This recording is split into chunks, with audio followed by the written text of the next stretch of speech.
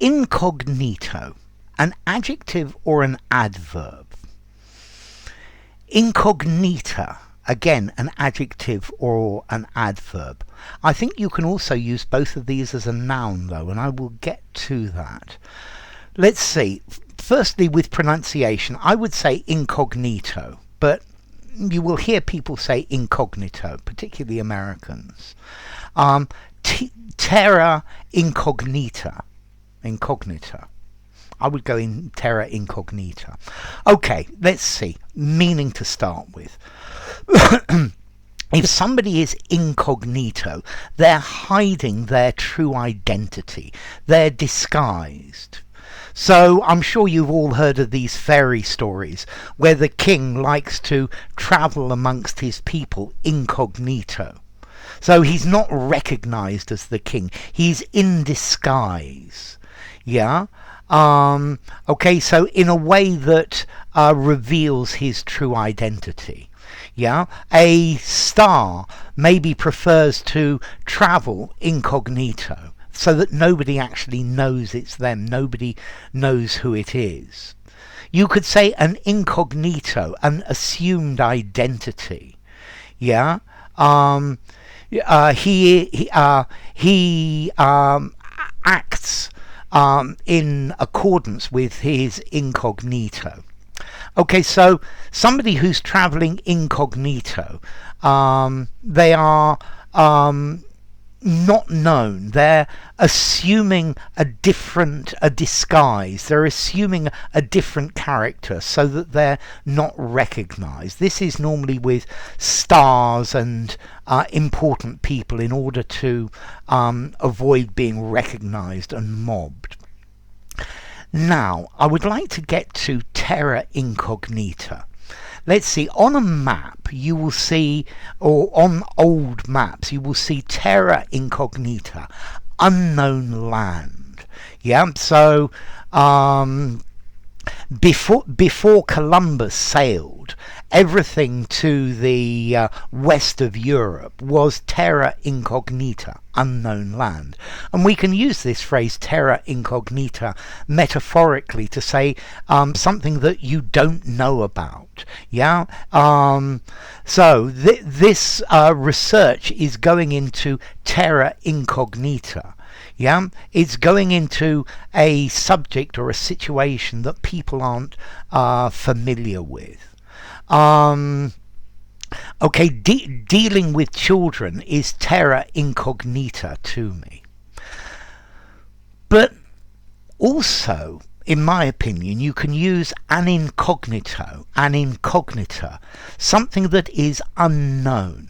Now, this meaning is not something the dictionaries cover, but if you do a search in Google, you will find the great incognita, something that is not known. So, what is what is inflation going to be this time next year? Well, that's the great incognita. Yeah, it's something that is completely unknown, and it will affect things very greatly. Yeah, there are several incognitos about this course of action. There's several things that we don't know what will happen. So I think you can use this phrase, an incognita or an incognito, talking about something that it's something that you don't know what's going to happen. Yeah, I particularly like this phrase, a great incognita.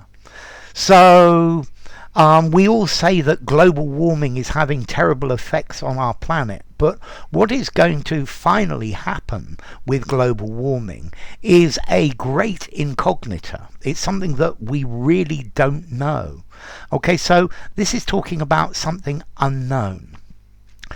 Let's see, if you look in the dictionaries, it says incognita is the same as incognito for a woman. So she's travelling incognita. Okay, you could say she's travelling incognito as well. But I would use an incognita, something unknown, something that you can't predict, that you don't have enough evidence to predict in the present. Okay, so this is an incognito. It's something that you don't know what's going to happen. Yeah, before you take your exam, you may be confident, you may be worried, etc. But definitely when you get your exam results, it will resolve this great incognito, or this great incognita, something that you can't predict. Well, you can try and predict it, but at the end of the day, you never know. And that's one of the things with the future. Yeah, the future is always an incognita. Yeah, you can predict it and use evidence, but it doesn't always go according to how you plan it. Okay, notice as well this word incognito, incognito. When you're using it to describe a person, this is normally post-positive. So, for example, this is the king incognito. Not this is the incognito king. The king incognito. Yeah, so use it after the noun. Use it at the end of your sentence if you're using it as an adjective. Okay, so formality, incognito. I'm going to give that a 5.5 in formality. Use anywhere. Yeah, when you're talking about disguise.